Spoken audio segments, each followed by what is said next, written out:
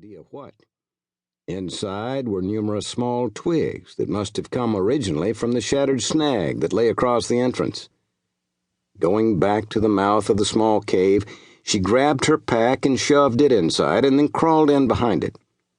Quickly, she opened her pack, pulling out a small flint that would help her start a fire, putting it on her pack as she gathered enough twigs to form a small mound. Then she gathered a few dry leaves that had blown inside the small cave and scraped together a few spruce needles and pushed them into a mound. Picking up a dry chunk of wood, she smashed it over a rock to make wood fibers. Stacking the wood on top of the small mound, she moved them against the boulder wall below one of the small cracks in the ceiling. For the next 10 minutes, she worked at getting a spark to ignite. Finally, a small amount of smoke arose from the pile as she knelt and gently blew on it. There wasn't enough wood to last very long, but while it did, the small fire felt good and warmed both her and the rock. She was hungry. Placing a piece of dried grouse on a stick, she held it over the fire until it was warm, then quickly devoured it. She had tried to drink at every creek she crossed, but there hadn't been many. Turning to the pack made of deer hide, she removed a small tin cup, filled it with snow, and then set it beside the fire to heat. The light wool blanket she unfolded and pulled tight around her shoulders would be her only protection against the cold, long night, and she knew it.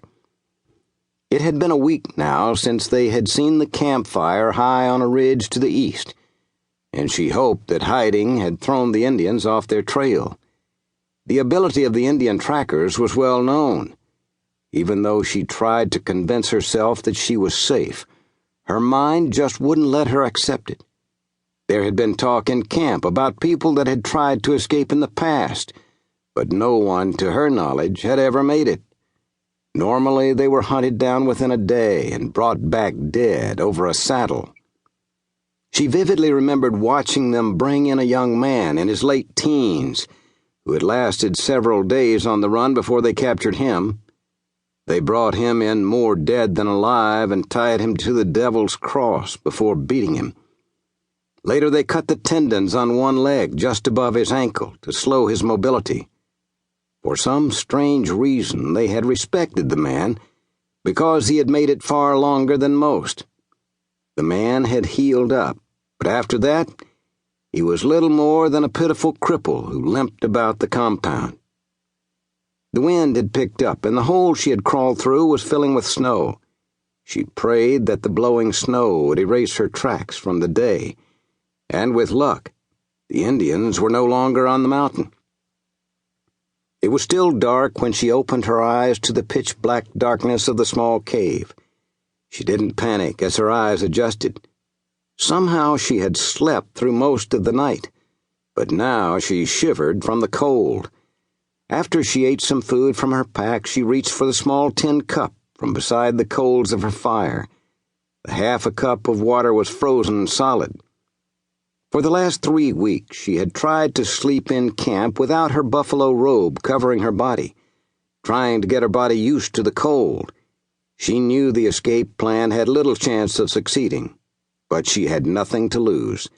The rumors lately of shutting the camp down had slowly spread, even to the prisoners. It was still dark outside, but she thought she heard something. Not much, but almost like someone was moving through the snow.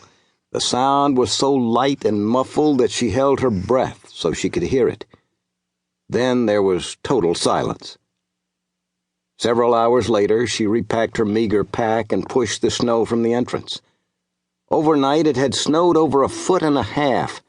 Now the going would be even more difficult. She shook the loose snow off the red blanket that covered her shoulders before picking up her pointed walking stick and starting down the ridge. Within 30 feet of the small cave, she found what she thought were the tracks of a single elk going down the hill. She followed its tracks down the crest of the ridge for close to an hour before the animal changed direction and headed back up the ridge. Too tired to follow his path, she continued working down through the snow. The deep snow helped slow her descent, and she leaned heavily on the stick to help keep her